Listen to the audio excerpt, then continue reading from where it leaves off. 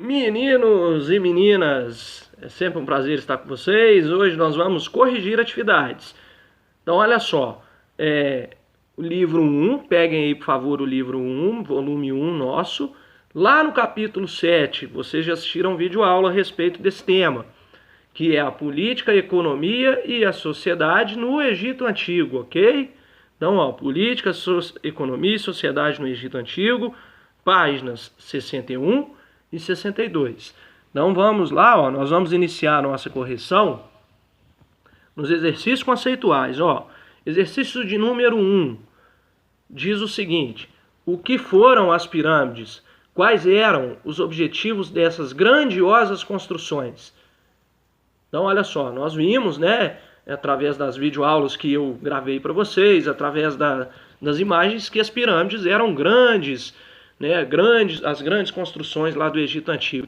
O que eram essas pirâmides e quais eram os objetivos dessas grandes construções? Então vamos lá, ó, resposta seguinte: as pirâmides, elas eram santuários religiosos, grandes mausoléus, ou seja, túmulos, tá? Essa palavrinha mausoléu, mesmo que túmulos, que abrigavam as múmias dos faraós egípcios. Além do objetivo religioso, as pirâmides também possuíam significado político. Por quê? Porque elas serviam para demonstrar e perpetuar o poder dos faraós.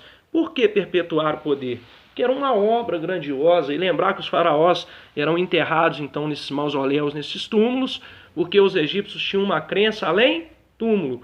Eles imaginavam que iria existir uma outra vida ali, né, depois que eles morressem. Então as pirâmides foram muito importantes, a questão religiosa, e por conta da sua suntuosidade, por conta aí de serem grandes construções, ok? Pergunta de número 2, ainda aí a respeito dos exercícios conceituais, ó, lá na página 61.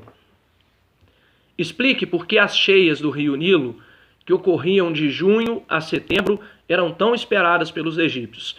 Lembrar que o rio Nilo era um presente dos deuses, né? Portanto, os egípcios eles tinham uma crença politeísta, uma religião, uma crença em vários deuses, e o rio Nilo era um presente para eles. Então, por que eles esperavam essa cheia do rio Nilo? Então, olha só.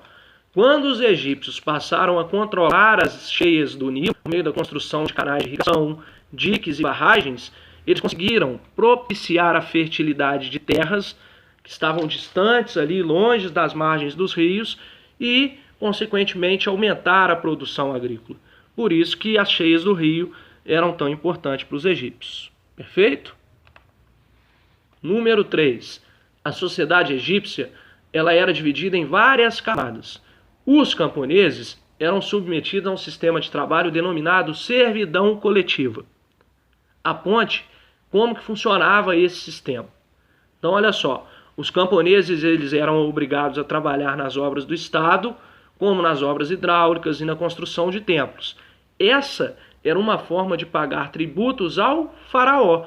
Então, olha só, os camponeses, para pagar aí os tributos, né, pagar os seus impostos ao faraó, eles trabalhavam na construção dessas obras públicas, como, né, as obras que faziam aí com que a água do rio Nilo chegasse até os campos para fertilizar ali as plantações, né, além de participarem, trabalharem na construção dos templos religiosos. Ok?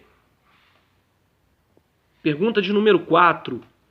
Quais eram as funções exercidas por sacerdotes e escribas na sociedade egípcia? Então nós vimos nas aulas anteriores que a sociedade egípcia ela era dividida, hierarquizada, aí agora está perguntando a respeito dos sacerdotes e dos escribas. Os sacerdotes, eles ficavam encarregados da religião, cuidavam dos templos religiosos e dos preparativos das festas em homenagem aos deuses. Já os escribas eram encarregados de documentar as leis, anotar os impostos pagos, determinar o valor das terras, entre outras atividades. Então eles trabalhavam principalmente para o faraó, mas também prestavam serviço ao exército, e aos sacerdotes. As principais habilidades dos escribas eram ler, escrever e fazer cálculos. Lembrar que saber ler e escrever, né, uma escrita apropriada, os hieróglifos, uma escrita difícil para a época, ok?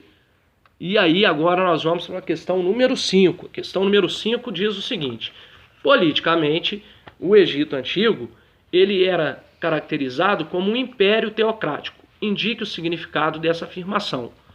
No Egito Antigo, o império teocrático atribuía ao faraó, além do poder político, o poder religioso. Então, dessa forma, ele era ao mesmo tempo o chefe político e religioso do Egito. Perfeito? Então, está aí a primeira parte da correção. No vídeo subsequente, nós vamos continuar com a correção do Egito Antigo, ok? Espero que vocês tenham entendido. Qualquer dúvida, estou aqui para sanar essa dúvida de vocês. Um grande abraço e até o nosso próximo vídeo.